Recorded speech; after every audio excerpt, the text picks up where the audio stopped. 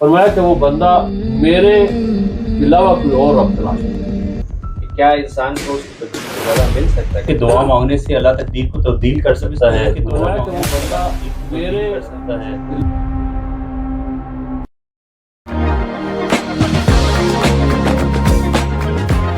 السلام علیکم. پردیس کی بیٹھک میں خوش آمدید. اور آج کی جو ہماری بیٹھک ہے وہ بہت ہی اسپیشل ہونے جا رہی ہے، کیونکہ ہمارے ساتھ جو ہیں وہ ایک بہت ہی اسپیشل مہمان ہیں جن کو ہم نے بہت ریکویسٹ کی ہے، اور یہ ان کی جو ہے وہ ان کا بڑا پن ہے کہ انہوں نے ہمیں ٹائم دیا. آئی نو وہ کافی بیزی رہتے ہیں، لیکن آج انہوں نے اسپیشلی ہمارے لیے ٹائم نکالا ہے. تو ہمارے ساتھ ہیں جی ہمارے پاس حافظ اور مولانا سمیع اللہ صاحب، اور آج ہم ان سے تھوڑا سا پوچھیں گے، گپ شپ لگائیں گے. جو ہمارا آج کا ٹاپک ہے وہ ہے تقدیر اور پیسہ. بیسیکلی یو کے میں لوگ آ جاتے ہیں اور یہی سوچ کے آتے ہیں کہ یار ہم باہر جائیں گے اور وہاں پہ ہم نے بہت سارے پیسے کما لینے ہیں. تو ہماری جو آج کا جو ٹاپک کا جو مرکز ہے وہ یہی رہے گا کہ کیا انسان کو اس کی تقدیر سے زیادہ مل سکتا ہے، کیا وہ یو کے میں جب آ جائے گا کہ اس کی تقدیر بدل جائے گی.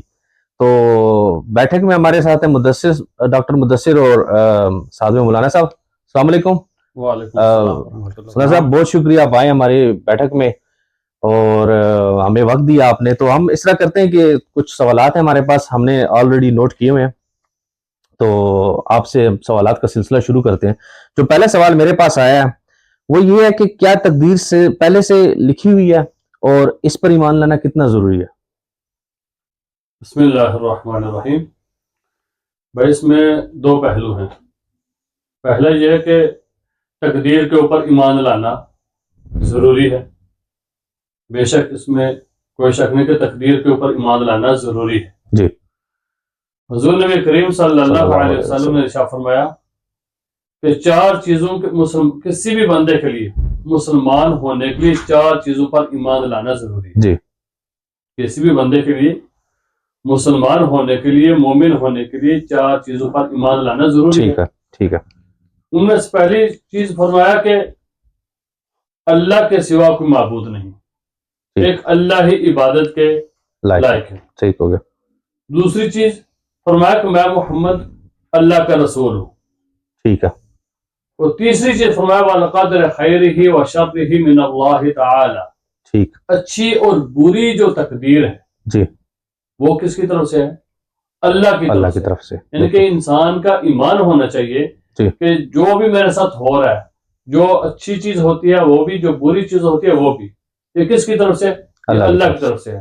اور چوتھی چیز ارشاد فرمایا کہ وَالْبَعْثِ بَعْدَ الْمَوْتِ، کہ موت کے بعد دوبارہ اٹھائے جانا. اس کے اوپر ایمان ہونا ضروری ہے. ٹھیک ہے. یعنی کہ یہ جو تقدیر پہ ایمان لانا ہمارے ایک ایمان کا حصہ ہے. جی. اگر ہم اس پہ ایمان نہیں لاتے تو ہمارا جو ایمان ہے ایک مسلمان ہونے کے ناطے وہ مکمل نہیں ہے. ٹھیک ہو گیا. اس تقدیر کے اوپر ایمان ہونا ضروری ہے. ٹھیک ہو گیا. اور دوسرا پہلو ہے کہ کیا تقدیر پہلے سے لکھی جا چکی ہے؟ جی. حضور نبی کریم صلی اللہ علیہ وسلم نے ارشاد فرمایا تم میں سے ہر ایک کا ٹھکانہ لکھا جا چکا ہے. جی. کہ کس نے کہاں جانا ہے، کسی نے جنت میں جانا ہے، کسی نے دوزخ میں جانا ہے، ہر ایک کا ٹھکانہ لکھا جا چکا ہے. جی. اور ایک حدیث کے اندر آپ صلی اللہ علیہ وسلم نے ارشاد فرمایا کہ حضرت عبداللہ بن عمر رضی اللہ عنہ حدیث کے راوی ہیں، فرماتے ہیں کہ حضور نبی کریم صلی اللہ علیہ وسلم نے ارشاد فرمایا کہ جو تقدیر ہے اللہ تعالیٰ نے اس کائنات کو بنانے سے 50,000 سال پہلے اچھا تمام مخلوقات کی جو تقدیریں ہیں وہ لکھ دی. ٹھیک ہو گیا. اور فرمایا اس وقت اس کا عرش، یعنی کہ اللہ تعالیٰ کا عرش پانی پر تھا. ٹھیک. تقدیریں لکھی. ٹھیک. اور ایک حدیث کے اندر یہ بھی حضور نبی کریم صلی اللہ علیہ وسلم نے ارشاد فرمایا کہ تقدیر جو ہے یہ اللہ تعالیٰ نے لکھ دی ہے ہر بندے کی، اور یہاں تک لکھ دیا کہ کون بندہ کتنا کامیاب ہوگا، جی کتنا ناکام ہوگا، جی کتنا کامیاب ہوگا اور کتنا ناکام ہوگا، ہر ایک چیز اللہ تعالیٰ نے یہاں تک لکھ دی. ٹھیک ہو. تو تقدیر جو ہے وہ پہلے سے لکھی جا چکی ہے. تو ہے. یعنی کہ اگر آپ یو کے میں آئے ہیں تو آپ کی نئی تقدیر نہیں لکھی جا رہی، آپ کی تقدیر آلریڈی لکھی ہوئی ہے. تقدیر تو آپ کی لکھی ہوئی ہے. ٹھیک ہے. پھر یہاں پر آ کے آپ کتنی محنت کرتے ہیں. جی جی. جو آپ محنت کرتے ہیں پھر آپ کو اس محنت کا آپ کو حل ملتا ہے. ٹھیک ہے. ہم سب اگر تقدیر پہلے سے لکھی جا چکی ہے جی تو پھر عمل کرنا کیوں ضروری ہے؟ جی بہت اچھا سوال ہے. تقدیر پہلے سے لکھی ہوئی ہے، اس میں تو کوئی شک نہیں ہے کہ تقدیر جو ہے وہ پہلے سے لکھی ہوئی ہے. حضور نبی کریم صلی اللہ علیہ وسلم صحابہ کے ساتھ مجلس لگی ہوئی تھی، بیٹھے ہوئے تھے، تو حضور نبی کریم صلی اللہ علیہ وسلم نے فرمایا کہ تم میں سے ہر ایک کا ٹھکانہ لکھا جا چکا ہے. ٹھیک. جنت میں جاؤ گے یا دوزخ میں جاؤ گے، ہر ایک کا ٹھکانہ لکھا جا چکا ہے. ٹھیک ہے. تو صحابہ کرام رضی اللہ تعالی عنہ اجمعین عرض کہ یا رسول اللہ صلی اللہ علیہ وسلم، جب پہلے سے لکھا جا چکا ہے جی کہ ہم نے یہاں پہ جانا ہے، ہاں جی تو پھر عمل کرنے کا فائدہ کیا ہے؟ بالکل. پھر ہم اسی کے اوپر تکیہ کر لیتے ہیں. یہ ایک کامن سوال ہے ہر ایک بندے ہم کا. اس کے اوپر تکیہ کر لیتے ہیں، بالکل ہم اسی کے اوپر بھروسہ کر لیتے ہیں کہ ٹھیک ہے ہوگا تو وہی جو رب چاہے گا. بالکل. تو جہاں جو رب نے چاہنا ہے، جہاں ہم نے جانا ہے تو ہم نے وہیں جانا ہے، تو پھر ہمیں عمل کرنے کا کیا فائدہ ہے؟ محنت کرنے کی کیا ضرورت ہے؟ محنت کرنے کی کیا ضرورت ہے؟ ہاں جی. تو حضور نبی کریم صلی اللہ علیہ وسلم نے شاہ فرمایا نہیں، تم عمل کرتے جاؤ. کیا کرو؟ تم عمل کرتے جاؤ، کیونکہ اللہ تعالیٰ نے ہر انسان کو اسی عمل کے لیے پیدا کیا ہے. ٹھیک. اسی عمل کے لیے اللہ تعالیٰ نے پیدا کیا، اور جو عمل اللہ تعالیٰ نے کروانا ہوتا ہے انسان کے لیے اللہ تعالیٰ اس کو آسان کر دیتے ہیں. ٹھیک ہو گیا. اور میں کہ اگر کسی نے جنت میں جانا ہے نا جی تو اللہ تعالیٰ پھر اس کو نیک عمل کی توفیق دیں گے، ٹھیک ہو گیا. نیک کام کرنے کی توفیق دیں گے. کار خیر کے جتنے کام ہیں اللہ تعالیٰ ان کو توفیق مل جائے گی کہ وہ ثواب کے کام کرے گا، نیکی کے کام کرے گا، تو وہ ان کے اوپر کام کرتے ہوئے عمل کرتے ہوئے جنت کے راستے کی طرف چلا جائے گا. اور اگر ایک آدمی جو دوزخ میں جس کا لکھا ہوا ہے جی تو پھر اس کو توفیق بھی برے کاموں کی ملے گی.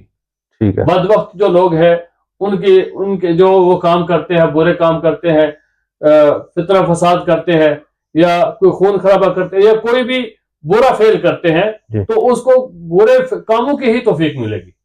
تو اس کے لیے وہ چیز لکھی جا چکی ہے. ٹھیک ہو گیا. تو ایک مثال عرض کر دیتا ہوں کہ حضرت عمر رضی اللہ تعالیٰ عنہ ایک دفعہ شام میں جا رہے تھے، شام کے علاقے میں، تو راستے میں ایک مقام آیا تو وہاں پر ٹھہرے. تو ان کے جو لشکر کے امراء تھے حضرت عبیدہ بن جراح رضی اللہ تعالیٰ عنہ اور ان کے ساتھی آئے ملے. حضرت عمر رضی اللہ عنہ سے فرمایا کہ آپ شام میں جا رہے ہیں، ملک شام میں جا رہے ہیں؟ فرمایا کہ ہم تو ملک شام میں جا رہے ہیں. تو حضرت صحابہ نے بتایا کہ وہاں پر تو وبا پھیل گئی ہے، ملک شام میں وبا پھیل گئی ہے، تو آپ وہاں نہ جائیں. ٹھیک ہے. تو انہوں نے کہا کہ چلو میں صحابہ سے رائے لے لیتا ہوں. ٹھیک. آپ نے فرمایا کہ حضرت ابن عباس رضی اللہ تعالیٰ عنہ فرماتے ہیں کہ انہوں نے مجھے کہا، حضرت ابن عباس رضی اللہ عنہ فرماتے ہیں کہ مجھے ہی کہا کہ آپ جاؤ اور جو اولین مہاجرین ہیں نا ان کو بلا کر لاؤ. ٹھیک ہو. میں بلا کر لایا تو حضرت عمر رضی اللہ تعالیٰ عنہ نے ان کو بتایا کہ میں ملک شام میں جا رہا تھا تو وہاں پر وبا پھیل گئی. ٹھیک ہے. تو ابھی مجھے کیا کرنا چاہیے؟ وہاں پر جانا چاہیے یا نہیں جانا چاہیے؟ ٹھیک ہے. تو وہ جو اولین مہاجرین کی جماعت تھی ان کی آپس میں دو رائے ہوئی.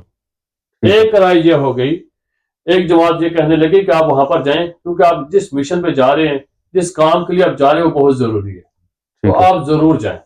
ٹھیک ہے. جو دوسری جماعت تھی وہ کہنے لگی کہ آپ نہ جائیں کیونکہ وبا پھیل گئی ہے، بیماری ہے، تو آپ بھی اور آپ کے جو ساتھ ساتھی ہیں ایسا نہ ہو کہ ان کو نقصان ہو جائے، بیماری لگ جائے، تو آپ نہ جائیں. ٹھیک.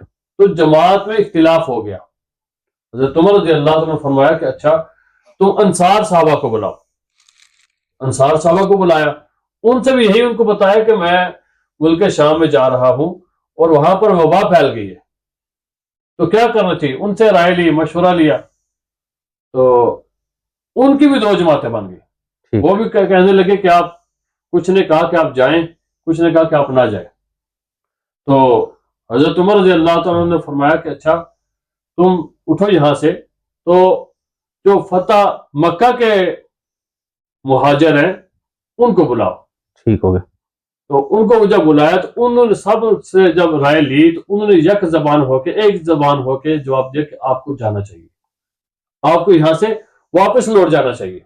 آپ शाम में मुल्क शाम में न जाए बल्कि आपको वापस लौट जाना चाहिए। उनमें से किसी दो सहाबा ने इख्तलाफ नहीं किया, बल्कि सब ने एक जबान होकर कहा कि आपको वापस लौट जाना चाहिए। ऐसा ना हो कि आप वहां पर जाएं और आपको नुकसान हो जाए, किसी साथी को नुकसान हो जाए, बीमारी लग जाए, तो अपना जाएं। ठीक है। हज़रत उमर रज़ी अल्लाह तआला ने ऐलान फरमाया कि मैं सुबह सवार हो जाऊंगा और हम चले जाएंगे वापस। ठीक है। तो सुबह जब हुई, सवार हुए, तो हजरत अबू उबैदा बिन जर्राह रज़ी अल्लाह तआला अन्हु आए और आकर फरमाया, मेरे मुमिनीन, कि आप मौत के डर की वजह से तकदीर इलाही से भाग रहे हैं? ठीक हो गया। मौत के डर की वजह से तकदीर इलाही से भाग रहे हैं? सही है। हजरत उमर रज़ी अल्लाह तआला थे तो बड़े जलाल वाले, तो फरमाया, अबू उबैदा, तू बदरी सहाबी है और आपको ये बात ज़ेब नहीं देती। अगर आपकी जगह कोई दूसरा सहाबी होता ना तो फिर बात दूसरी बनती। ठीक है। तो आपको कम से कम आप ये बात ना कहते। सही है। लेकिन देखो बात ये है कि अगर आपके पास ऊंट है जी, तो आप किसी घाटी में, किसी वादी में उतरते हैं, तो उस वादी में दो घाटियां हैं, एक सरसब्ज़ शदाब है, उसके अंदर खाना पीना भी है, घास भी है, फल फ्रूट भी है, और एक ऐसी घाटी है जिसके अंदर कुछ भी नहीं है। ठीक है। ना फल फ्रूट है, ना घास है, कुछ भी नहीं है। ठीक है। तो आप कौन सी इख्तियार करेंगे? जो सरसब्ज़ शदाब, क्योंकि सरसब्ज़ शदाब है, उसको इख्तियार करना भी, उसकी तरफ जाना भी तकदीर इलाही है। ठीक है। और जो खुश्क है उसकी तरफ जाना भी तकदीर इलाही है। ठीक है। आप किस तरफ जाएंगे? जो फैसले का जो इख्तियार है वो हमारे पास अल्लाह ताला ने कुछ ना कुछ इख्तियार जो है, ठीक है, अफ़आल का अल्लाह ताला ने इंसान को दिया हुआ है। ठीक है। आप करो। ठीक हो। आप कौन सा इख्तियार करेंगे? जो ऑब्वियस सरसब्ज़ शदाब है या खुश्क? तो उन्होंने कहा कि हम सरसब्ज़ शदाब में जाएंगे कि हमें भी कुछ खाने को मिल जाएगा और हमारे ऊंट के लिए भी मिल जाएगा जी। तो अभी ये बात चल रही थी, तो हजरत अब्दुर्रहमान बिन औफ रज़ी अल्लाह ताला अन्हु तशरीफ लाए। तो उन्होंने जब बात सुनी तो उन्होंने फरमाया कि इस बारे में मेरे पास कुछ इल्म है। ठीक है। कि मैंने खुद रसूलुल्लाह सल्लल्लाहु अलैहि वसल्लम से सुना था, आप अलैहिस्सलातु वस्सलाम ने शाह फरमाया कि जिस किसी जगह में वबा फैल जाए, ताउन जैसी बीमारी फैल जाए, तो वहां आदमी दाखिल ना हो, ठीक, वहां ना जाओ। और अगर आप उस इलाके में पहले से मौजूद है जहां बीमारी फैली है, तो फिर वहां से आप ना निकलो। तो हमें अल्लाह ताला की जो तकदीर, अल्लाह ताला ने जो तकदीर लिखी है वो पहले से लिखी हुई है, चाहे अच्छी है चाहे बुरी है, जो कुछ भी इंसान के साथ हो गए, जो कुछ भी मिलेगा, अल्लाह ताला ने पहले से लिखा हुआ है। और मेरे ख्याल से मौलाना साहब इसमें एक और भी बात है ना कि फॉर एग्जांपल मैं अक्सर सोचता हूँ कि ठीक है, हो सकता है कि एक गिलास का पानी मेरी किस्मत में अल्लाह ताला ने लिखा हुआ है पहले से कि वो मुझे मिलना है, लेकिन क्या ये भी होता है कि उसका मिलना मेरे अमल के साथ लिखा हुआ होगा, मुंसलिक होगा, कि अगर मैं उठ के ना गया और मैंने उसको हाथ से ना उठाया, मैं वो पानी नहीं हासिल करूंगा? क्या ये भी तकदीर का हिस्सा है? ये भी तकदीर का हिस्सा इस तरह है कि लिखा हुआ तो है कि अगर मैं उठा तो मुझे मिल जाएगा, लेकिन उसके साथ ये कि आपको कोशिश भी है, कोशिश भी, यही अल्लाह ताला ने आपको इख्तियार भी दिया ना। हाँ जी, हाँ ये नहीं कि आप गिलास सामने पड़ा हुआ है, जी जी, पानी उसमें है जी, और आप चाहते हैं कि मुझे पानी भी मिल जाए जी, लेकिन आप अपनी जगह से हरकत नहीं करते, तो वो नहीं मिलेगा। हरकत में बरकत है, बिल्कुल। आप जो हरकत करेंगे तो आपको पानी भी मिल जाएगा, बिल्कुल। तो ऐसे ही है। तो जो यहाँ पे लोग आ रहे हैं स्पेशली, उनका ये है कि वो यहाँ पे आ जाएंगे तो उसका ये मतलब नहीं है कि उनको बस यहाँ पे आए तो बैठे बिठाई उनको मालो दौलत मिल जाएगी, पैसे मिल जाएंगे, उनके घर बन जाएंगे या जो भी है। हाँ। उनको मेहनत करनी पड़ेगी। हाँ, यहाँ पे जो भी यहाँ पर आएंगे उनको मेहनत तो करनी पड़ेगी, मेहनत करनी पड़ेगी। अगर कोई स्टूडेंट आता है तो उसको पहले पढ़ना पड़ेगा, बिल्कुल। और अगर कोई मजदूरी के लिए आता है, मेहनत के लिए आता है, कमाई करने के लिए आता है, तो उसको कमाई करनी पड़ेगी, मेहनत करनी पड़ेगी। हाँ जी। तो ये नहीं कि जैसे वो आएगा यहाँ इंग्लैंड के अंदर कदम रखेगा तो वो कहेगा कि मेरी तकदीर में लिखा हुआ है वो तो मुझे मिलेगा, तो हाथ पे हाथ रख के बैठ जाए, ऐसा नहीं। ऐसे ही वही ना, अक्सर लोग होते हैं वो मायूस हो जाते हैं, कहते हैं यार मेरी तो किस्मत ही ऐसी है, साड़ी किस्मत ही माड़ी है। नहीं, मायूस नहीं होना चाहिए, मायूस नहीं होना चाहिए, बल्कि अल्लाह के ऊपर भरोसा रखना चाहिए और मेहनत करनी चाहिए, मेहनत करनी चाहिए। हुजूर नबी करीम सल्लल्लाहु अलैहि वसल्लम ने शाह फरमाया सहाबा से अमल करते जाओ। यही बात ना, आप अमल तो करें ना यार, there should be no regrets, कि भाई आपका अमल यानी कि آپ یہ تو نہیں کل کہہ سکتے کہ اللہ میں نے کوشش نہیں کی. ہاں بھائی میں نے کوشش تو اپنی کی ہے, باقی اللہ تعالیٰ نے میری قسمت میں لکھا ہوا ہے نہیں لکھا ہوا وہ اللہ کی طرف سے. عمل کریں تو بالکل انشاءاللہ صحیح کہہ رہے ہیں. اچھا مولانا صاحب, اگر تقدیر پہلے سے لکھی ہوئی ہے, ٹھیک ہے کہ مجھے یہ چیز ملنی ہے نہیں ملنی, تو پھر دعائیں مانگنے کا کیا فائدہ؟ جی ہم کیوں دعا مانگیں؟ لکھا ہوا تو پہلے سے ہی ہے. ہاں حضرت علی رضی اللہ عنہ کے پاس ایک آدمی آیا جی, اس نے آ کے یہی سوال کیا. ٹھیک ہے. حضرت علی رضی اللہ عنہ نے بڑا پیارا جواب دیا. فرمایا, ایک آدمی کہنے لگا کہ حضرت جب تقدیر لکھی ہوئی ہے کہ مجھے اتنا ملے گا, جی میرے مقدر میں اتنا لکھا جا چکا ہے اور مجھے پتا ہے کہ اللہ نے لکھ دیا ہے, تو پھر میں اللہ تعالیٰ سے کیوں دعا مانگوں؟ دعا مانگنے کا مجھے کیا فائدہ ہے؟ کیا فائدہ؟ جب ملنا جو ہے تجھے اگر نہیں ملنا مجھے جی تو پھر بھی مجھے دعا مانگنے کا فائدہ ہے, کیونکہ اللہ تعالیٰ نے تو فیصلہ کر لیا, اللہ تعالیٰ نے تو میرے لیے لکھ دیا ہے. جی تو پھر مجھے کیا فائدہ ہے اس کا دعا مانگنے کا؟ بالکل. حضرت علی رضی اللہ عنہ نے بڑا پیارا جواب دیا. فرمایا دیکھو تم اللہ تعالیٰ سے دعا کرو, ٹھیک ہے, ہو سکتا ہے اللہ تعالیٰ نے تمہاری تقدیر میں یہ لکھا ہو کہ تم دعا مانگو گے تو اللہ تعالیٰ تمہیں عطا کریں گے. ٹھیک تو ہو گیا, دعا جو ہے وہ ضرور مانگنی چاہیے. ٹھیک ہو گیا. تو مطلب اس کا یہ کہ دعا مانگنے سے اللہ تقدیر کو تبدیل کر سکتا ہے. مطلب دعا مانگنے سے یہ ہوتا ہے کہ تقدیر تو جو اللہ تعالیٰ نے لکھا ہوتا ہے نا وہ چینج نہیں ہوتی. تقدیر وہ اللہ تعالیٰ نے لکھا ایسا ہوتا ہے کہ آپ وہ بھی ایسے ہی تقدیر کے اندر یہ لکھا ہوتا ہے پہلے سے. اللہ نے یہ بھی لکھا ہے کہ تم دعا مانگو گے تو تمہارے لیے, جیسے آدمی بیمار ہوتا ہے تو وہ ڈاکٹر کے پاس جاتا ہے, اس کو دوائی ملتی ہے, تو وہ ڈاکٹر کی دوائی استعمال کرنے سے بندہ ٹھیک ہو جاتا ہے. تو اگر وہ جائے گا دوائی کرے گا تو پھر وہ ٹھیک ہو. وہ اللہ نے ساری چیزیں پہلے لکھی ہوئی ہیں کہ ایک آدمی کا ایسا اس کے ساتھ ہوگا, پھر وہ دعا کرے گا تو دعا کے بدلے میں اس کو کیا ہوگا اللہ تعالیٰ ٹھیک کر دیں گے. ٹھیک ہے, مطلب لکھا ہوا جا چکا ہے پہلے سے, لیکن ملنا اس کو وہ ہے, لیکن دعا کرے گا اس کے بعد اس کو ملے گا. کنڈیشنل ہے, یعنی کہ اس کے ساتھ اللہ تعالیٰ نے کنڈیشنز لگا دی, لکھا ہوا وہ پہلے سے ہے. ٹھیک ہو گیا. جی ٹھیک ہو گیا. تو دوسرا دعا جو ہے حضور نبی کریم صلی اللہ علیہ وسلم نے ارشاد فرمایا الدعاء هو العبادہ. ٹھیک, دعا ایک عبادت ہے. جی دعا ایک عبادت ہے. دعا اللہ تعالیٰ سے ضرور کرنی چاہیے. اور اللہ تعالیٰ نے پاک کلام کے اندر ارشاد فرمایا وقال ربکم ادعونی استجب لکم. اللہ تعالیٰ ارشاد فرماتا ہے کہ تم مجھ سے دعا مانگو میں تمہاری دعا کو قبول کرتا ہوں. ٹھیک. اور فرمایا ان الذین یستکبرون عن عبادتی سیدخلون جہنم داخرین. بے شک وہ لوگ جو میری عبادت سے تکبر کرتے ہیں میں ان کو ذلیل بھی کروں گا, رسوا بھی کروں گا, جہنم میں بھی ڈالوں گا. تو اللہ تعالیٰ سے ہمیں دعا کرنی چاہیے. جب بندہ اللہ تعالیٰ سے دعا کرتا ہے تو اللہ تعالیٰ خوش ہوتے ہیں.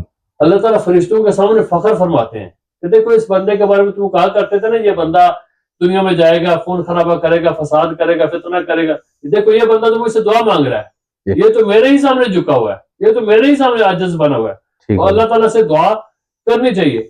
اللہ کو غصہ پتہ ہے کب آتا ہے؟ جب بندہ دعا کرنی چھوڑ دیتا ہے. ٹھیک ہوگا. تو حضور نبی کریم صلی اللہ علیہ وسلم نے فرمایا من لم یسأل اللہ یغضب علیہ. فرمایا کہ جب اللہ سے بندہ سوال کرنا چھوڑ دیتا ہے تو پھر اللہ کو غصہ آتا ہے. تو اللہ سے ہمیں دعا ضرور کرنی چاہیے, سوال ضرور کرنا چاہیے. تو حضرت علی رضی اللہ عنہ نے یہی ارشاد فرمایا کہ تم دعا کرو, ہو سکتا ہے کہ اللہ نے تمہاری تقدیر میں یہی لکھا ہو کہ جب تم دعا کرو گے تو اس دعا کے بدلے میں اللہ تعالیٰ تمہیں عطا کریں گے. صحیح ہو گیا. بہت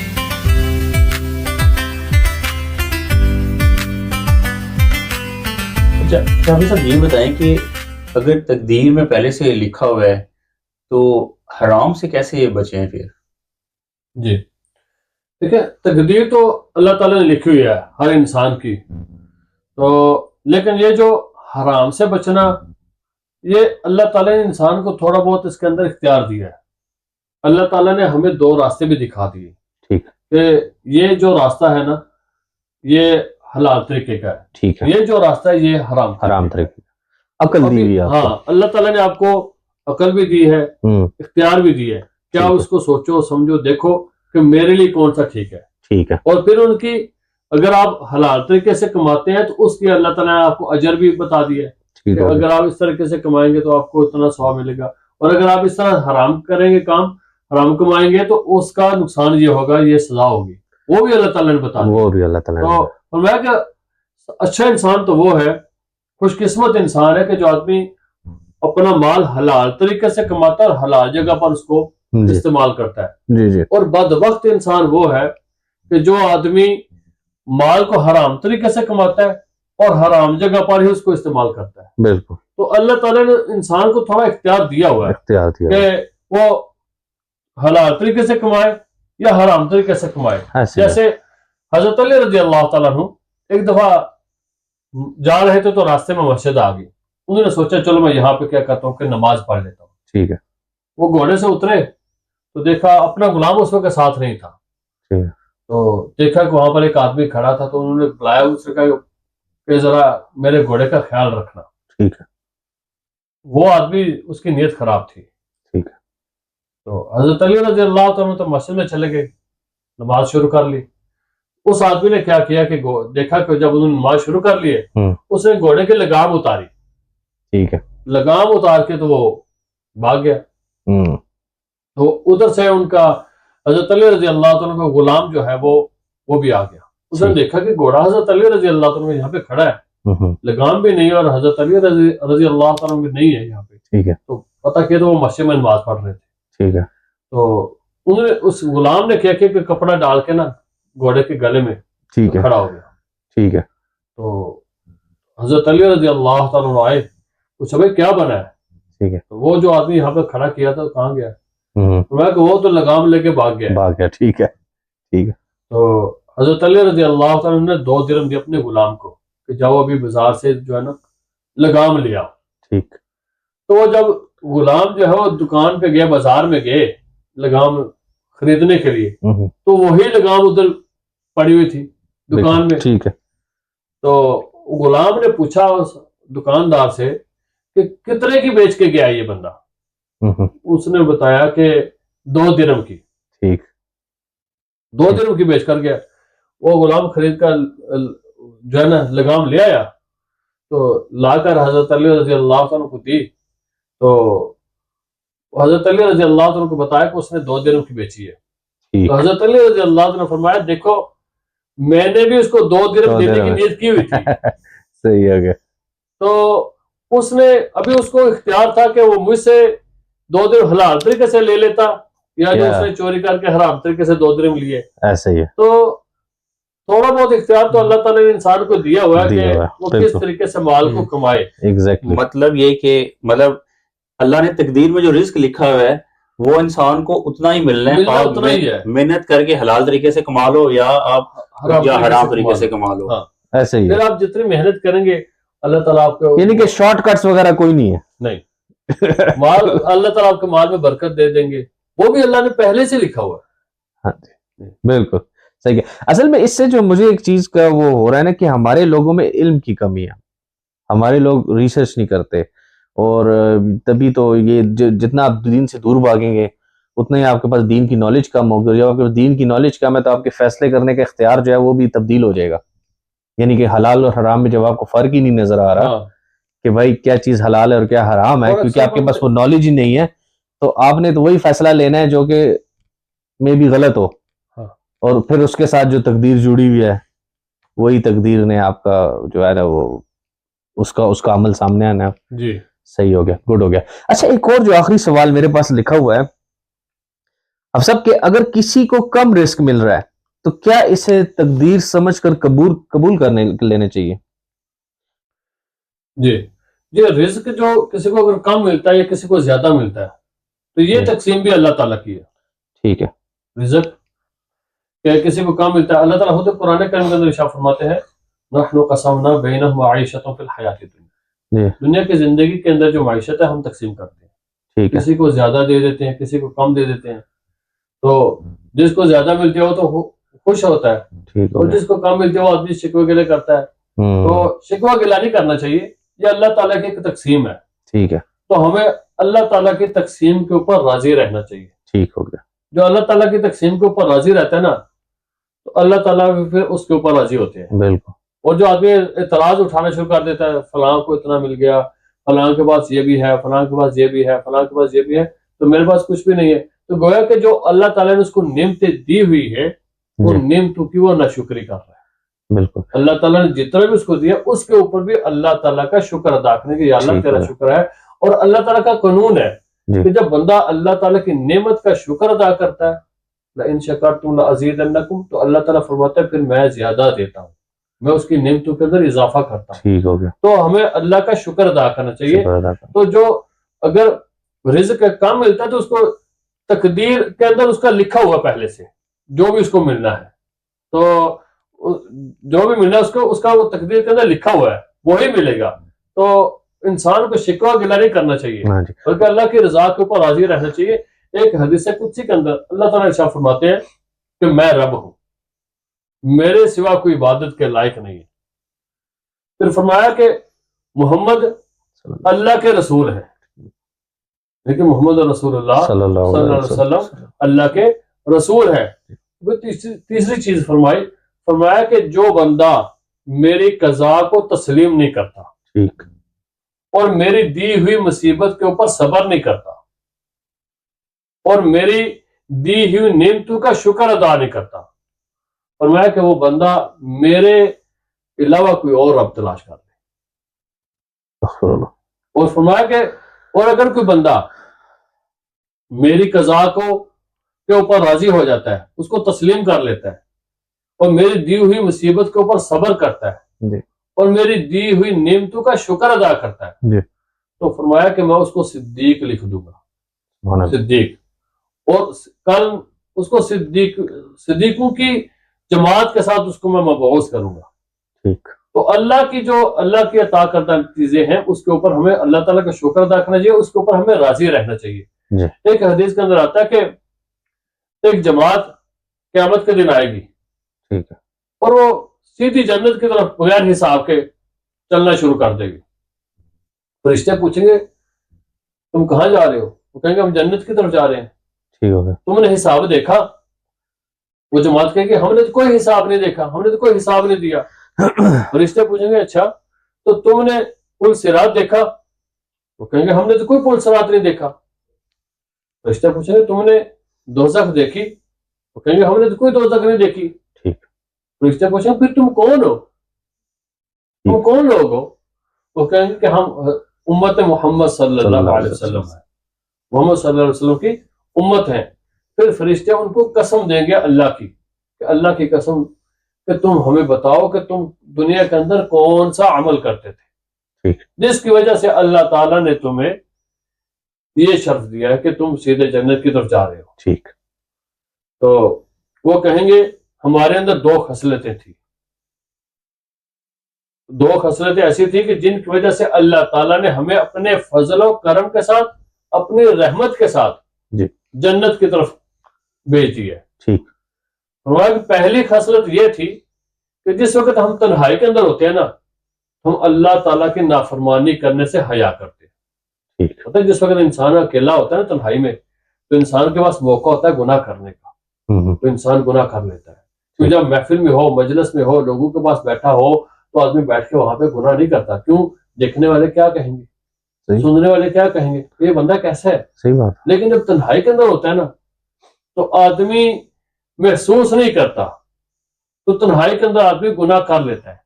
لیکن وہ جماعت کیا کہتی ہے کہ جب ہم تنہائی میں ہوتے ہیں نا تو اللہ تعالیٰ کی نافرمانی کرنے سے حیا کرتے. ٹھیک ہو گیا. دوسری خصلت ہمارے اندر یہ ہے کہ جس اللہ تعالیٰ نے ہمیں جتنا بھی دیا ہے، تھوڑا دیا ہے، ہم اس کے اوپر راضی ہو جاتے ہیں، ہم اسی کے اوپر اللہ کا شکر ادا کرتے ہیں. اور یہی 2 چیزیں جن کی وجہ سے اللہ نے ہمیں بغیر حساب کے، بغیر سب کچھ دیکھے ہمیں جنت کی طرف بھیج دی ہے. سبحان اللہ، ماشاء اللہ، زبردست ہو گیا. Thank you very much. تو اب صاحب بہت بہت شکریہ. بڑے مزے کا سیشن جا رہا ہے اور میرا نہیں دل کر رہا کہ یار اس سیشن کو ختم کیا جائے، لیکن انشاءاللہ زندگی رہی تو مزید ہم انشاءاللہ آپ کے ساتھ جو ہے نا بیٹھکیں لگائیں گے. پردیس کی بیٹھک میں آپ کو مزید انویٹیشن دیں گے، اور اگر آپ نے ہمیں مزید ملاقاتوں کا شرف بخشا انشاءاللہ تو ہم شور کہ ہم اور بھی بہت سارا نالج جو ہے لوگوں کو ٹرانسفر کر سکتے ہیں. تو بیسیکلی اگر آپ UK آ رہے ہیں تو جو آپ کی تقدیر میں لکھا ہے وہ تو آپ کو ملنا ہی ہے، ٹھیک ہے نا. اچھا ہے، برا ہے، زیادہ ہے یا کم ہے، وہ آپ کو ملنا ہے. لیکن جس طرح ابھی ہم نے اس چیز کی کنکلوژن کیا کہ بھائی وہ آپ کے عمل پہ اس کا دار و مدار ہے. آپ نے محنت کرنی ہے. یہ نہیں کرنا کہ یار آپ آئے ہیں یہاں پہ اور بغیر محنت کے آپ کہیں کہ یار میری تقدیر میں جو مجھے ملا ہے وہ مل جائے گا. نہیں, تقدیر میں ہو سکتا ہے کہ آپ کو بہت سارا لکھا ہوا ہے وہ آپ کے عمل سے مل جائے, اور اگر نہ بھی لکھا ہوا ہو تو آپ صبر کریں, اور صبر کرنے سے آپ کی آخرت اچھی ہو جائے گی. تو دونوں ہی صورتوں میں آپ کا فائدہ ہے. تو بہت شکریہ, پردیس کی بیٹھک کو دیکھتے رہیے. اللہ حافظ. ٹھیک ہے نا.